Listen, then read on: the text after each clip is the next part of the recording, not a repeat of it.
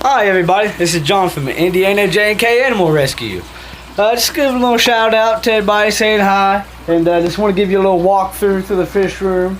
Going to show you another really big tank that I landed for the rescue calls. It's really awesome.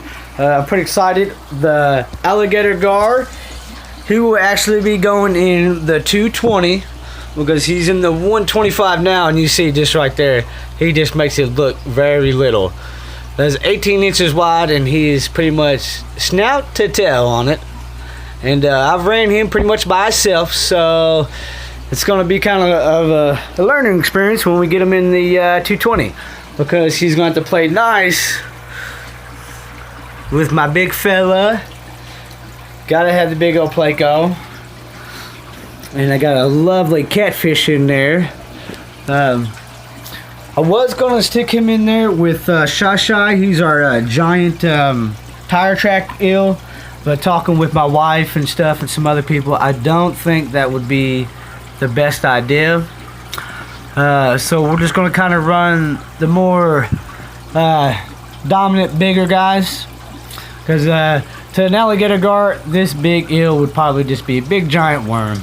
And he actually thinks I got a worm, because we hand feed this guy. So anytime I come to the glass and I start pointing, he thinks he's getting a worm.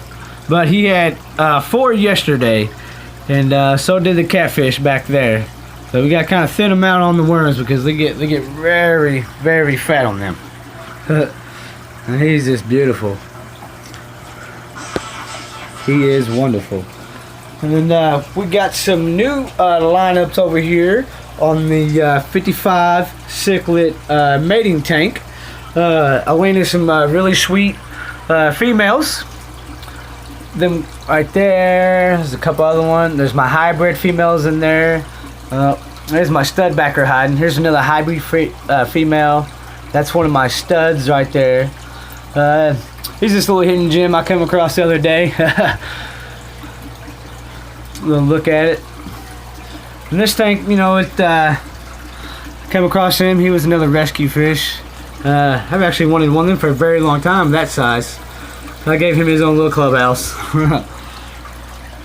And there's another one of my females I got. This is a Cory cat we rescued a long time ago, and we just kind of stick him in here, and he's just kind of in retirement. I was having a problem with my rhino Placo I had. He was bullying some of the other fish, so stuck him in here with the cichlids, the mating tank, and he's actually been doing really good in here. This corner right here, got the albino Cory cat, studs. And, down here we got the angel fishes. Sorry about my lights, guys, it's kind of dull. I recently just got a big fire eel, and he's hiding in the log, and of course you couldn't really see him. We got a dingo catfish, and he's kind of hard to see. They like to hide. And if you notice, I run a lot of my tanks kind of bare, because I like to see the fish. That way I can monitor them and take care of them. Just like on the baby tanks. Once again, sorry about my lighting, guys. I got 4 of my hybrid baby cichlids in here, and this is my 10-gallon grow out tank. And I don't really do a whole lot of lights on my tanks. I do on some of my other show tanks I have, but on the rescue side, we just kind of keep it, you know, just what they need. Here's another Placo we rescued. These are actually called silverback knifefish. I do believe. I just call them silverbacks. Beautiful. He's my smaller one. And this is the convict cichlid I rescued from a pet store. Somebody brought him in upside down in a bag. So he's up right now, and he's swimming. I got a Mexican firemouth in the castle. He likes to hide in the castle, and he's hard to get out. And this is one of our show tanks here. This is my mixed African cichlid tank. Sorry about my camera, guys. I don't know why it's being so blurry. But this is a 125. And these are my guys, and it's a very. I gave them food, and they just tore it all up. But these are some of the guys we got in here, and I do like have inserts and stuff in here. But if you notice on the inserts and stuff, it's pretty much an in and out type thing. You know, they can't go in there and camp out. You know, so that has been my little thing to keep some of the aggression down. And this is a very mixed tank here with all types of sizes,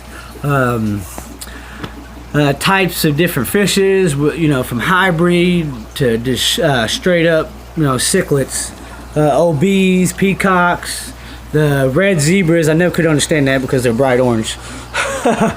You know, and these are all good sized fish. You know, they're, you know, 4 and 4 finger, you know, to 3 finger. You know, he's my smaller guy.